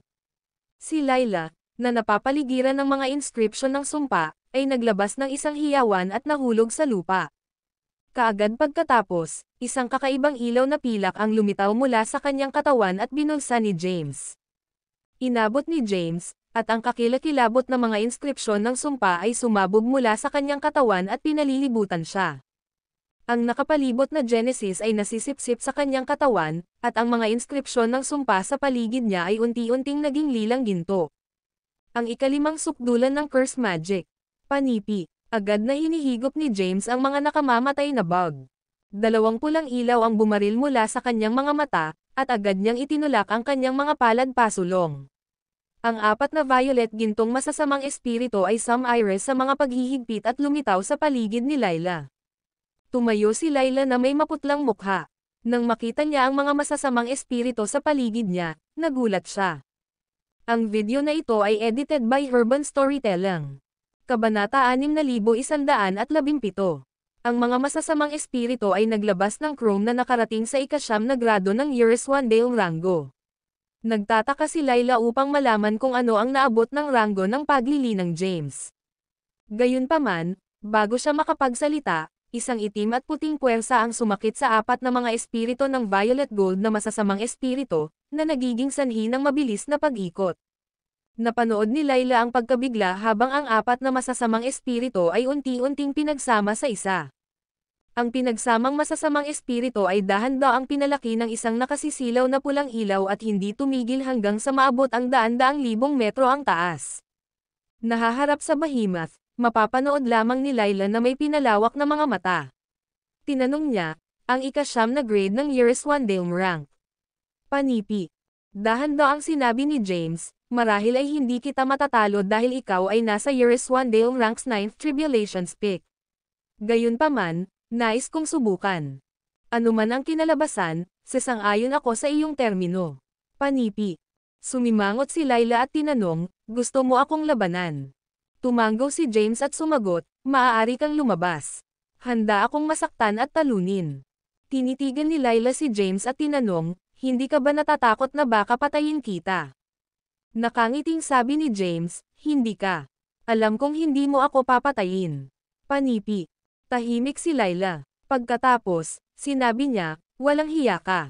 Hindi ko maintindihan ang sumpa ng magic, ngunit alam kong nakatanim ka na ng sumpa sa akin.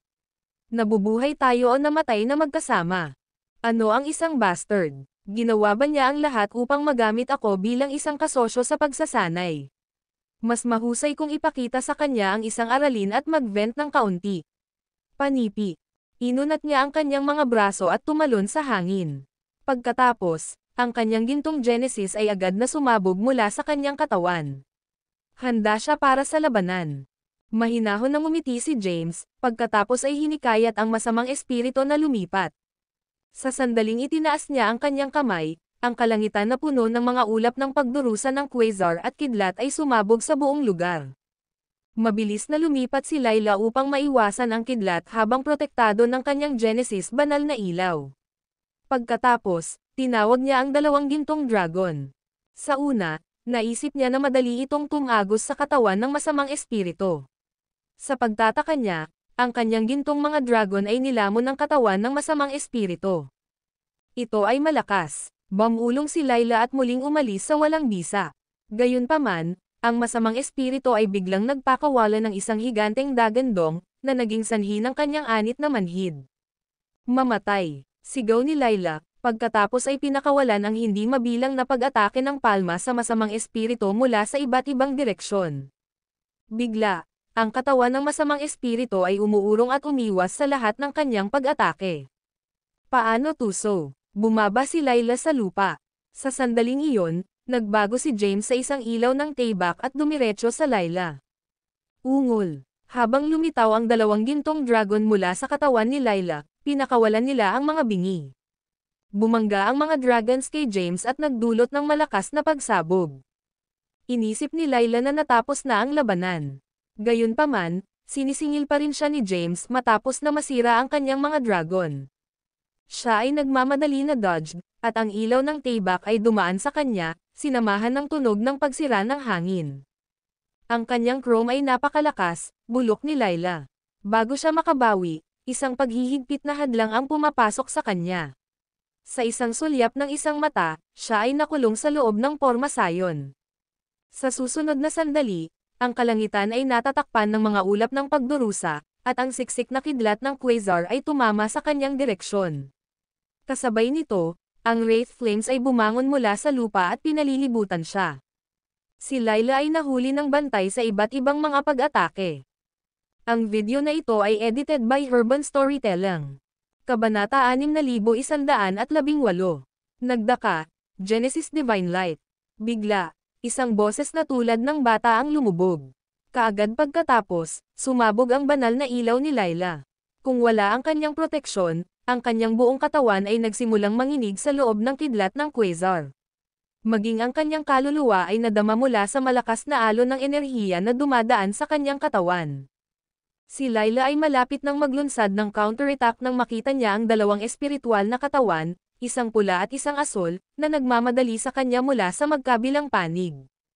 Itinaas niya ang kanyang kamay, at 12 ng mga gintong dragon ang lumitaw mula sa kanyang maceland na katawan, pagkatapos ay mabilis na sumabog sa dalawang espiritual na katawan.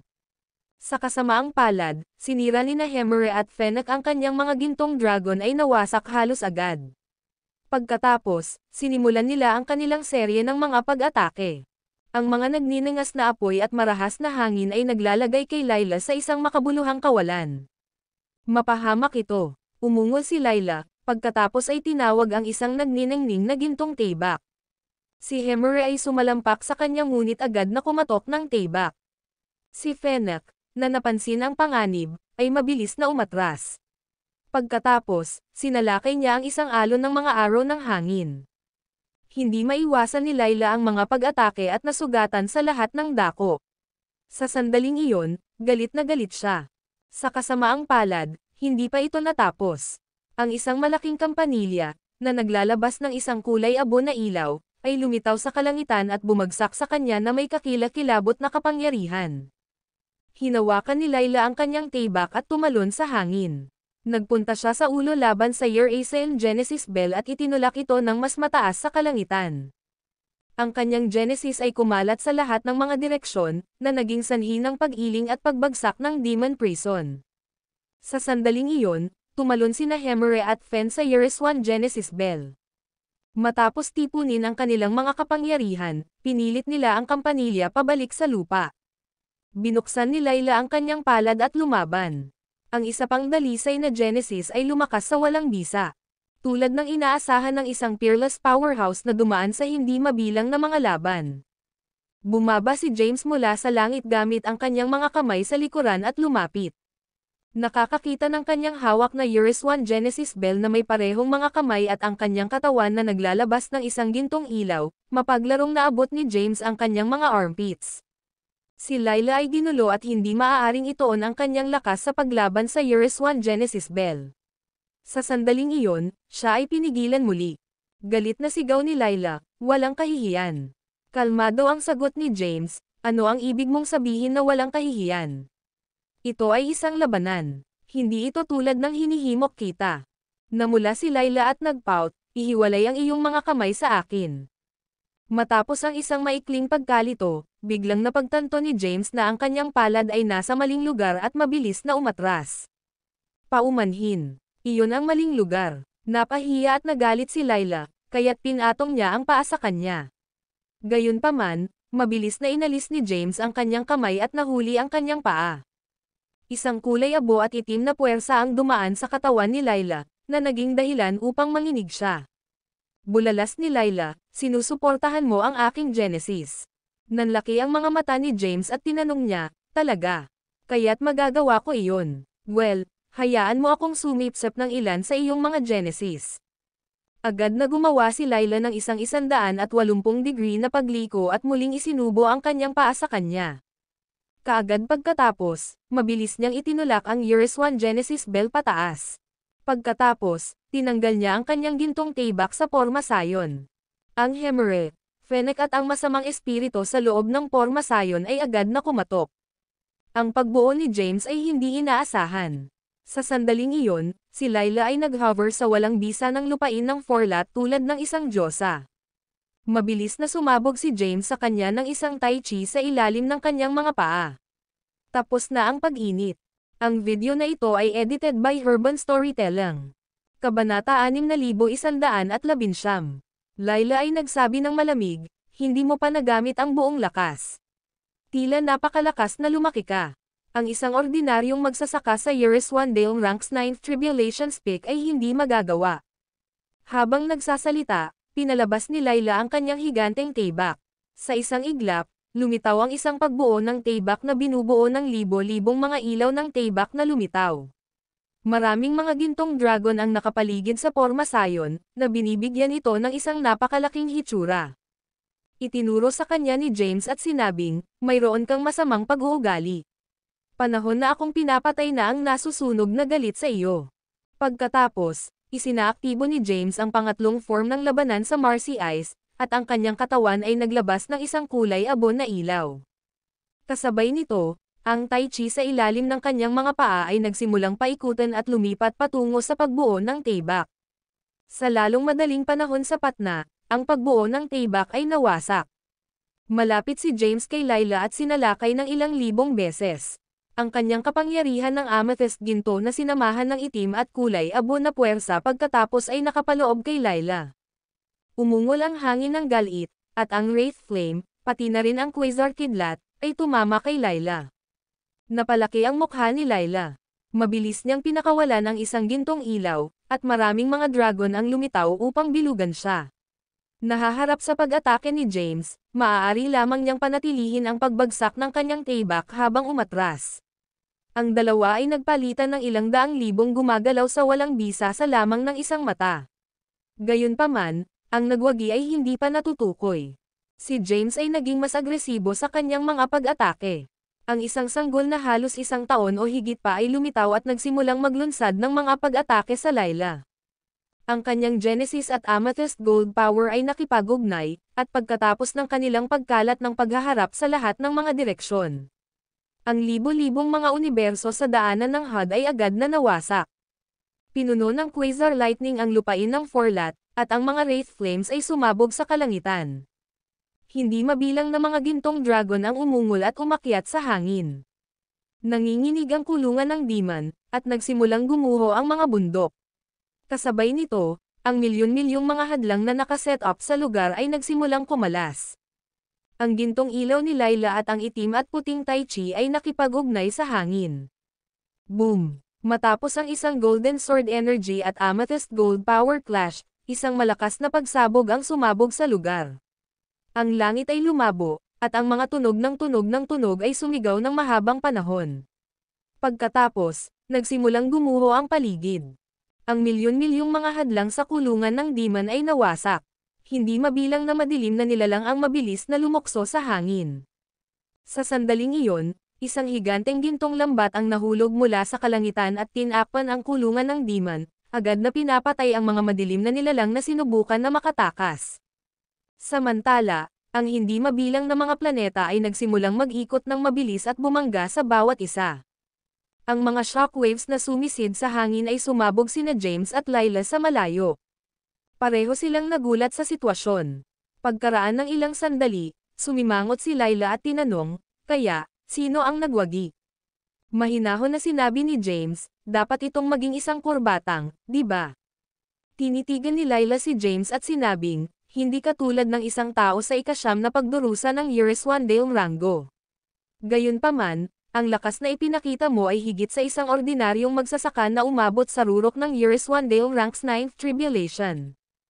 Hinawakan ni James ang kanyang mga kamay at sinabing, "Sinusuportahan mo ako. Nasa rurok lang ako ng 8 pagdurusa ni Yuriswandale Rango." Ang kanyang mga salita ay dumbfounded Layla. Totoo na sinabi ni James, "Ito ang katotohanan. Hindi ako magsisinungaling sa aking uri." Pinahihit ni Layla ang kanyang mga mata at tinanong, "Maging seryoso. Ano ang rango ng iyong paglilinang?" Bumantong hininga si James at sinabing, "Sasabihin ko ulit. Nasa rurok ako ng 8 pagdurusa ng Yuriswandale Rango." Lumitaw si Layla sa harap ni James at hinawakan ang kanyang kamay. "Hoy, ano ang ginagawa mo? Hindi ka ba medyo agresibo?" Nais ni James na bumalik, ngunit mabilis na inilagay ni Layla ang kanyang payat na mga daliri ng jade upang suriin ang kanyang meridian. Matapos suriin ang kanyang sandali, wala siyang nakitang hindi pangkaraniwan. Tiningnan niya ang inosenteng mukha ni James at bark, "Sinasabi ba ang katotohanan na papatayin ka?" Ang video na ito ay edited by Urban Storytelling. Kabanata 6120. James ay hindi nagsalita. Si Layla ay hindi lamang makapaniwala na siya ay isang tugma laban sa kanya habang nasa rurok lamang ng 8 pagdurusa ng Yuriswandale Rango. Pagkatapos ng lahat, siya ay isang powerhouse sa rurok ng ikasyam na pagdurusa ng Yuriswandale Rango.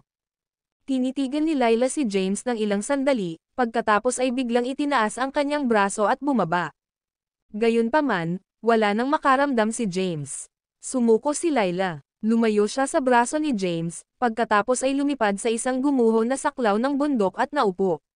Niyakap niya ang kanyang mga binti at lumilitaw na masiraan ng loob. Pinag-isipan niya kung si James ay tunay na nasa rurok ng 8 pagdurusa ng Yuriswandale Rango.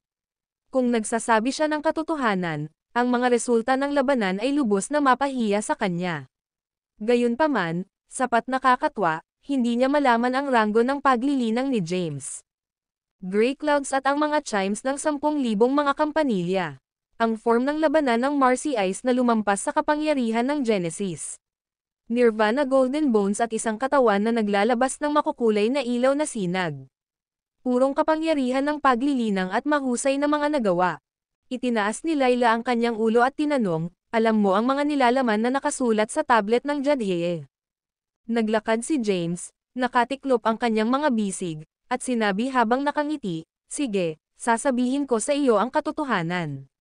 Kung ihahambing lamang namin ang ranggo ng paglilinang, papatayin mo ako ng kahit na libo-libong beses. Gayunpaman, mayroon akong tunay na gintong katawan. Tumalon si Layla sa kanyang mga paa at tinitigan si James sa kawalan ng paniniwala. Pagkaraan ng ilang sandali, tinanong niya si dumbfoundedly, talaga. Hindi sumagot si James sa tanong niya. Sa halip, ikinakalat niya ang kanyang kamay at tinawag ang Tai Chi, na naglabas ng kulay abo na ilaw. Kapangyarihan ng historial na iyon. Naramdaman ni Layla ang nakasisindak na kapangyarihan, at hamina ang kanyang mukha. Mayroon din ako. Itinaas ni James ang isa pang kamay, at isang itim na Tai Chi ang lumitaw sa kanyang kamay na tinanong ni Layla, ano ito? Marcy Ice Power, sagot ni James nang may ngiti. Nasa ranggo ka na ng Quasi-Declan. Nag-click si Layla sa kanyang dila at tinitigan si James. Inikat ni James ang kanyang kamay at sinabing, kung hindi ka maniniwala sa akin, hindi na ako mag-abala sa pagpapaliwanag. Sa sandaling iyon, isang malakas na chuckle ang nagmula sa walang bisa. Napakaganda. Iyon ay isang kamangha-manghang paningin. Tulad ng inaasahan mula sa dalawa sa mga pinakamahuhusay na powerhouse ng aming sekta. Parehong nagulat sina Layla at James nang marinig ang walang bisa. Agad na hinayla ni James si Layla at sumugod sa mga makukulay na ilaw sa loob ng lupain ng Forlat. Si Gladwin, na nanunood sa kanila ay nakatakas, ay natigilan. Maya-maya, hinaplos niya ang kanyang ilong ng hiya at sinabing, bakit kayong dalawa ay tumatakbo? Nakakatakot ba ako? Matapos magsalita, lumapit siya sa pasukan ng HUD passage, na puno na ng gumuho na basurahan. Huwag kang matakot, gusto ko lang makipag-chat. Sumagot si James, ano ang dapat nating pag-usapan? Ang ranggo ng Quasi-Declan. Panipi tuldok panipi. Ngumiti si Gladwin at naupo sa walang bisa. Dahan-daang itinaas niya ang kanyang ulo at sinabing, sa iyong talento at katalinuhan, oras na lamang bago maabot ng dalawa ang ranggo ng Quasi-Declan. Nagpadala si James ng isang mensahe ng telepathic kay Layla, na nagsasabing, sa palagay niya ay mayroong ranggo ng Quasi-Declan. Hindi ito umiiral at binubuo upang masiyahan ang kanilang mga egos. Mayroon lamang isang ranggo ng Zeklan at ranggo ng Declan. Sumagot si Layla, siya ang dakilang tagapagtanggol ng sekta ng Timaeus. Natatakot ako na hindi siya dumating na may mabuting hangarin.